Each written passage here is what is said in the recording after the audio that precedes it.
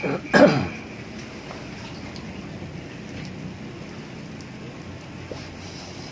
Om, tadi saya dengar kamu sebelah ada yang meninggal. Kok kayaknya tambah banyak aja. Gimana itu?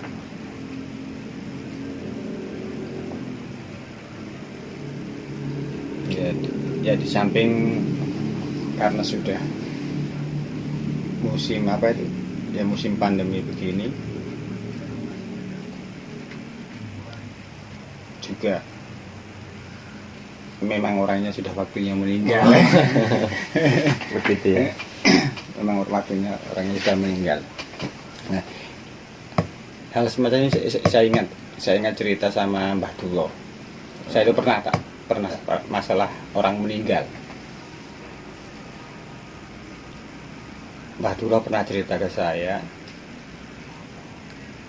bahwa lagi-lagi di rumah Gusmi. Itu pada suatu saat ketika Mbah Dulo itu masih di Ampel.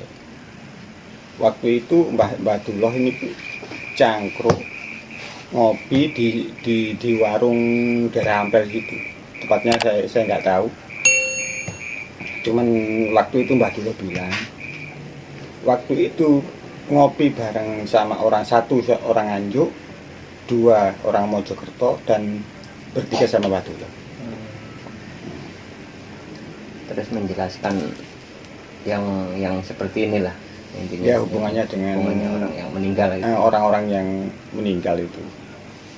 Cuman ini ilmu baru lah bagi saya waktu itu, karena sebelumnya saya nggak tahu.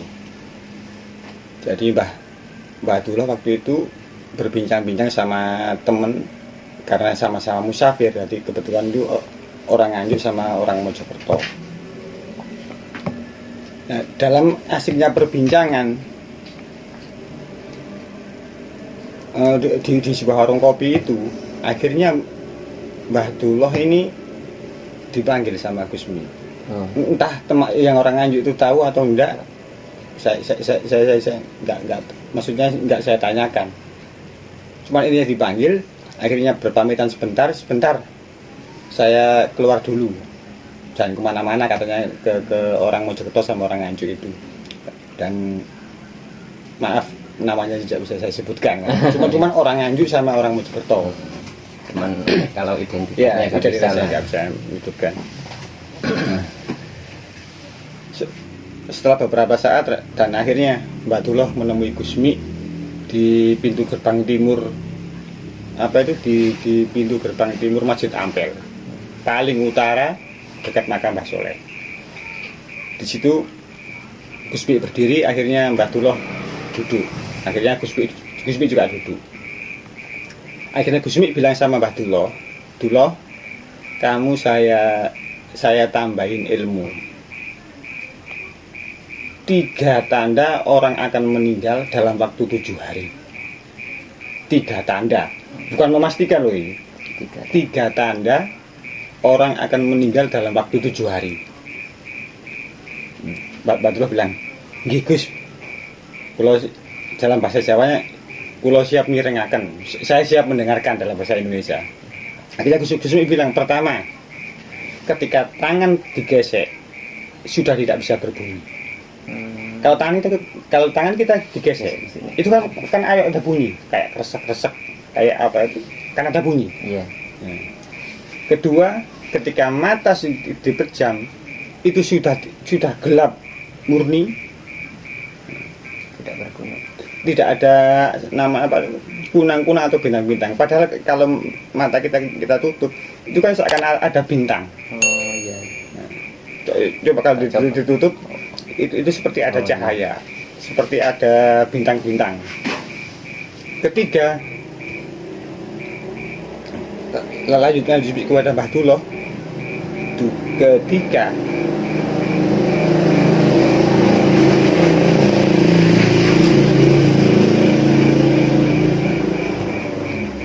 telinga ditutup sudah tidak berdengung.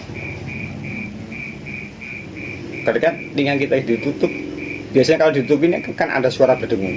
Nah, kalau sudah bertemu itu tandanya si fulan atau si fulanah itu dalam waktu 7 hari biasanya meninggal. Tanda-tandanya Tanda. begitu. Itu tanda-tanda, bukan kepastian, tapi kepastian kan hanya milik Allah. Iya. Akhirnya setelah itu Gusmi sudah kamu kembali ke teman ngopimu gitu sama Gusmi. Jadi akhirnya Batullah apa itu dalam bahasa Jawanya sungkem atau mencium tangan Gusmi, kemudian balik lagi ke teman Nganjuk sama Mojokerto tadi. Nah, setelah sampai ditanya sama teman yang Nganjuk yang tanya. Waktu itu Batullah bilang teman saya yang Nganjuk bertanya, dari mana? Itu dari mengambil air wudhu. Bilang, Jadi nggak berani menceritakan kan gitu ya, nggak berani menceritakan akhirnya ngambil air wudhu. Kok agak lama kan itu. Terus teman si Mojokerto yang dari Mojokerto ini bilang sama Mbah Dullah, gini, Mas Dullah, si orang Mojokerto tadi bilang sama Mbah Dullah, Mas Dullah, tadi setelah saya tinggal, ini teman yang dari Nganjuk itu bilang ke saya, loh, bilang apa Mas? Mbah Dullah bilang, katanya kok dirinya itu ada kelainan. Kelainan apa? Tangannya sudah tidak terasa. Tangannya sudah tidak terasa. Kemudian ketika matanya dipejamkan, itu benar-benar gelap katanya. Dan terakhir ketika telinganya ini seakan-akan itu tidak kedengaran apa-apa. Tidak kedengaran apa-apa. Kecuali berbicara apa sih, suara orang yang berbicara dekat, tapi suara lain tidak kedengaran. Spontan seketika itu Mbah Dullah ingat sama apa nasihat Gusmi tadi. Loh, kok persis? Akhirnya dengan istilahnya bahasa Jawanya, Mbah Dullah bilang ke temannya yang Nganjuk itu, "Sik tolong Mas, tangannya apa itu gesekkan." Wallahu alam, ternyata dia tidak ada bunyi. Kemudian tolong Mas, telinganya sampean tutup, dua-duanya sampean tutup. Gimana? Gak kedengaran apa-apa, berarti sudah tidak berdengung. Kemudian coba Mas pejamkan mata. apa itu, matanya pejamkan, gelap sekali, sudah nggak aja apa itu kata kalau kita dalam keadaan normal kan kalau dipejamkan mata kan terlihat apa itu kelip-kelip kayak bintang, kayak ada cahaya-cahaya yang berhamburan kan gitu. Nah, akhirnya oh ini, akhirnya Mbak Dullah dalam hati bilang, oh ini maksudnya Gusmi tadi di apa itu ditimbali, tadi dipanggil itu ternyata ini maksudnya Gusmi, tiga Roma Gusmi gitu. Akhirnya setelah itu Mbah Dullah minta izin ngomong sebentar sama teman yang Madura itu, yang Mojokerto. Kemudian bilang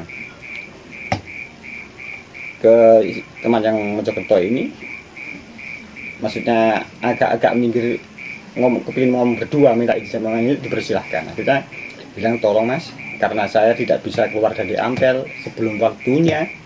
Mbah Dullah bilang ke teman yang Mojokerto tadi, maka tolong antarkan teman yang Nganjuk ini untuk pulang dan jangan ditinggal sebelum 7 hari. Bilang ke teman yang Mojokerto tadi. Nah kebetulan waktu itu Mbah Dullah punya uang. Kebetulan waktu itu punya uang. Cerita saya, nggak tahu, pokoknya saya waktu diambil itu nggak pernah kehabisan uang. Di samping kan waktu diambil kan Mbah Dullah itu ikut apa itu cleaning service. Jadi ikut apa itu melakukan kebersihan. Jadi di samping dapat uang dari jamaah juga dapat namanya pesangon dari takmir Masjid Ampel. Hadiah lah. Ya, istilahnya pesangon lah itu. untuk saku kan gitu. Bang saku. Bang saku. Jadi Mbah Dulo cerita ke sampean itu gitu. Iya. Makanya tadi kan Mas bilang hubungannya dengan orang meninggal. Iya, iya.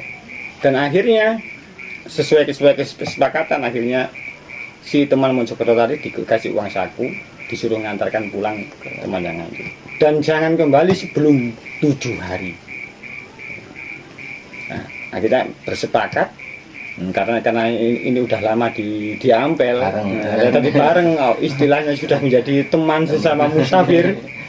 Akhirnya bersepakat karena sebenarnya Mbak Dula kan ingin mengantar tetapi tidak bisa keluar dari Ampel sebelum waktu yang ditentukan. Akhirnya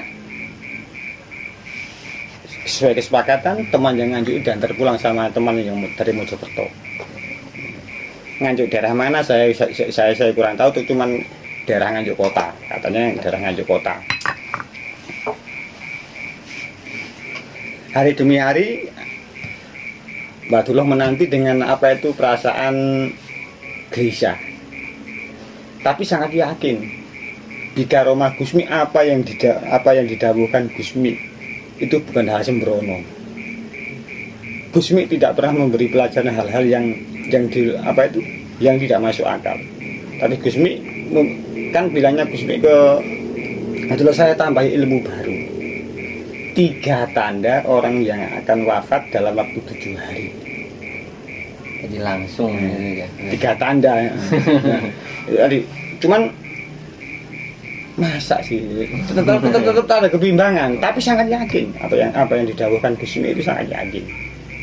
Karena sudah mengawal Gusmi, ikut Gusmi itu sudah lama Mbak Dullah. Tapi sebagai manusia biasa, bukan kelas wali kayak Gusmi, ya pasti ada keterombang-ambingan kegelisahan sebagai manusia biasa. Pas waktu 10 hari teman yang dari Mojokerto itu kembali ke Ampel dan datang langsung memeluk Mbah Dulo. Sambil menangis dia bilang, benar yang sampai katakan, ternyata teman kita sudah menghadap yang kuasa. Seketika Mbah Dulo, inna lillahi wa inna ilaihi raji'un. Itu bikaromah Gusmi. Gusmi tidak mengatakan pasti, tapi tanda-tanda, karena Gusmi hak mutlak masalah kehidupan, kematian adalah hak mutlak Allah. Tapi Allah selalu memberi tanda kepada kekasih-kekasih, kepada Nabi Rasulnya dan aulia-aulianya. Jadi kok tahu? Akhirnya teman yang menjawab, saman kok tahu? Saman kok tahu? Kok teman kita, apakah saman bisa menerawang masa depan? Mbah Dullah jawab, tidak, saya tidak bisa menerawang masa depan dan tidak ingin menerawang masa depan. Karena saya sudah yakin sama ketentuan Allah. Allah itu Rahman Rohim, tidak ada yang tidak sempurna bagi Allah. Cuman saya dapat ilmu ini dari panjenenganipun Kyai Hamim Jayuni Gusmi. Dan mudah-mudahan ini bisa menjadi tambahan buat sampean teman yang Mojokerto tadi untuk berhati-hati dan mawas diri bahwa tanda-tanda kematian itu bisa dilihat bagi orang-orang yang khasaf aulia-aulia Allah dan kekasih Allah, terutama Nabi Rasul Allah. Dibilang kesampaian Badul langsung bilang kesampaian itu gitu. Iya. Jadi setiap yang terjadi takdir Allah di dunia ini semuanya dipastikan sama Allah, tapi Allah memberi tanda-tanda. Seperti akan datangnya siang, Allah memberi tanda fajar sotik subuh. Kemudian matahari terbit. Itu kan tanda-tanda, tapi kepastian hanya mutlak milik Allah. Jadi dengan saya menceritakan masalah kematian tadi kepada Mbah Dullah, saya dapat ilmu. Dan bagi saya itu di luar sepengetahuan saya, dan saya belum pernah mendengar itu selain dari Mbah Dullah, dan Mbah Dullah dapat ilmu itu dari Gusmi. Jadi alhamdulillah tambah ilmu lagi. Seperti saya barusan kok moro-moro kepingin tanya kalian gitu, malah tambah ilmu ini lagi. Kita sama-sama dapat ilmunya dari cerita itu ya. Jadi itu juga buat Mas bisa buat apa itu pegangan. Tapi Mas tidak bisa memastikan seperti dahulu Gusmi kepada Mbah Dullah bahwa hanya memberikan 3 tanda bahwa si fulan atau si fulanah itu akan meninggal ketika 3 tanda ini sudah terlewati. Ketika tangan sudah tidak ada bunyi, ketika telinga sudah tidak ada dengung, ketika mata dipejamkan sudah tidak ada kerlipan bintang atau cahaya yang berhamburan. Biasanya dalam waktu 7 hari akan menghadap ke Yang Kuasa. Itu tanda. Dan ini ada cerita hikmah. Dan mudah-mudahan bagi saya dan sampean bisa lebih tawadu lagi, bahwa tidak ada rahasia bagi wali-wali Allah, bahwa tidak ada rahasia bagi Nabi Rasul Allah, dan karena mereka diberi rahasia oleh Allah, karena beliau-beliau itu adalah kekasih-kekasih Allah.